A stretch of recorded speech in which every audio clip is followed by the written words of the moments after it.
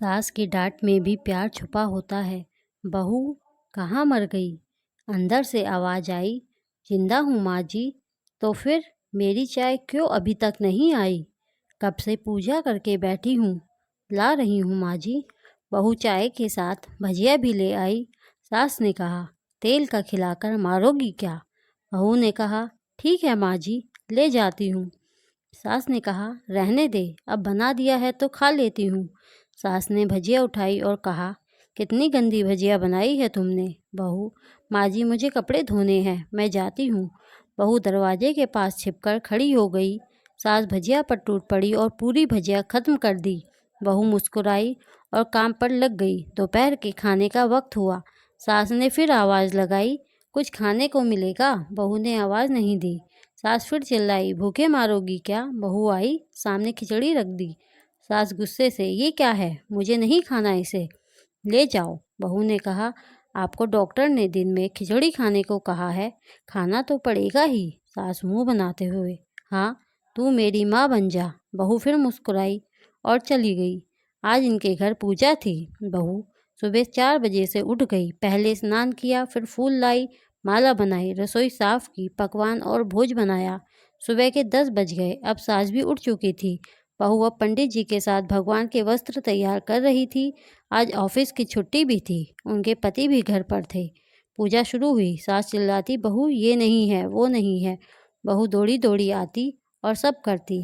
अब दोपहर के 3 बज गए थे। आरती की तैयारी चल रही थी। पंडित जी ने सबको आरती के लिए बुलाया और सबके हाथों में थाली दी। जैसे ही बहू ने थाली पकड़ी, थाली हाथों से गिर पड़ी।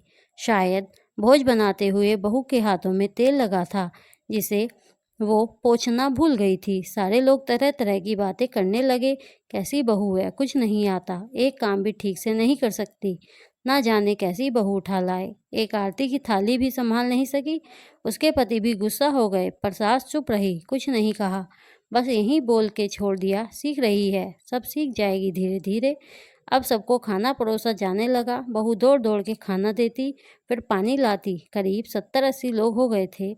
इधर 2 नौकर और बहू अकेली, फिर भी वहाँ सारा काम बहुत ही अच्छे तरीके से करती। अब उसकी सास और कुछ आस पड़ोस के लोग खाने पर बैठे।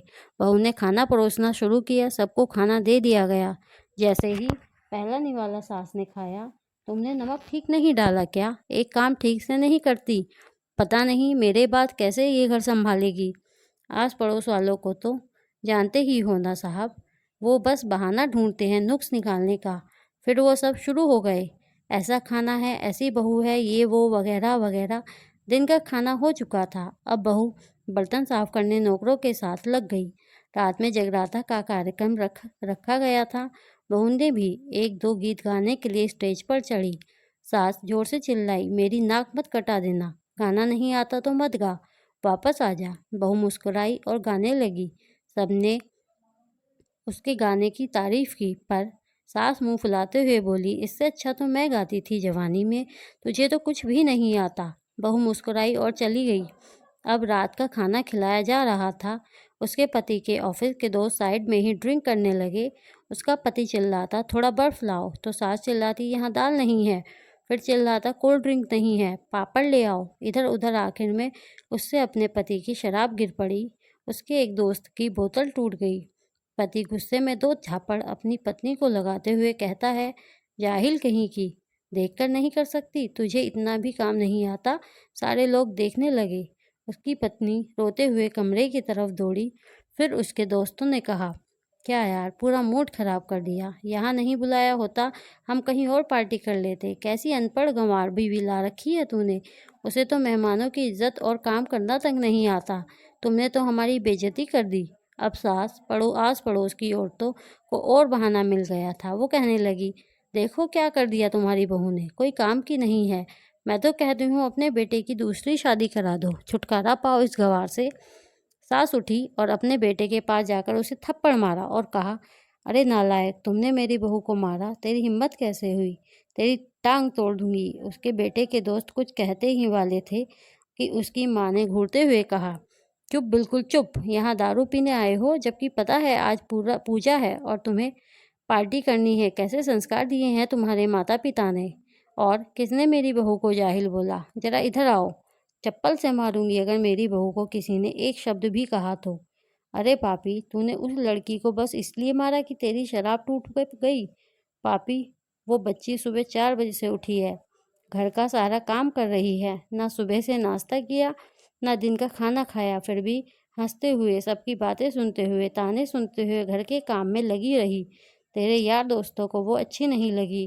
जूते से मारूंगी तेरे दोस्तों को जो कभी उन्होंने ऐसा कहा। उसके यार दोस्त चुपके से खिसक लिए।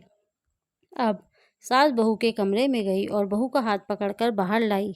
सबके सामने कहने लगी, किसने कहा था अपनी बहू को घर से निकाल के दूसरी बहू ले आना? जरा सामने आओ। कोई सामने नहीं आया। फिर सास ने कहा, तुम जानते भी क्या हो इस लड़की के बारे में? ये मेरी माँ भी है, बेटी भी। माँ इसलिए मुझे गलत काम करने पर डांटती है और बेटी इसलिए कभी कभी मेरी दिल की भावनाएं समझ जाती है।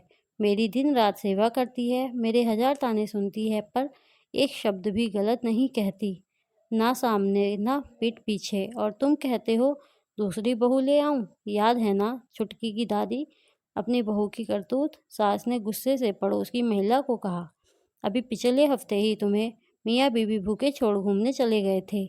मेरी इसी बहू ने 7 दिनों तक तुम्हारे घर पर खाना पानी, यहाँ तक कि तुम्हारे पैर दबाने जाती थी, और तुम इसे जाहिल बोलती हो? जाहिल तो तुम सब हो जो कोयल और हीरे में फ़र्क नहीं जानते। अगर आइंदा मेरी बहू के बारे में किसी ने एक लफ्ज़ भी बोला तो मुझसे बुरा कोई नहीं होगा, क्योंकि ये मेरी बहू नहीं, मेरी बेटी है। बहू सिसकियाँ लेते हुए फिर कमरे में चली गई। सास ने एक प्लेट उठाई और भोजन परोसा और बहू के कमरे में खुद ले गई।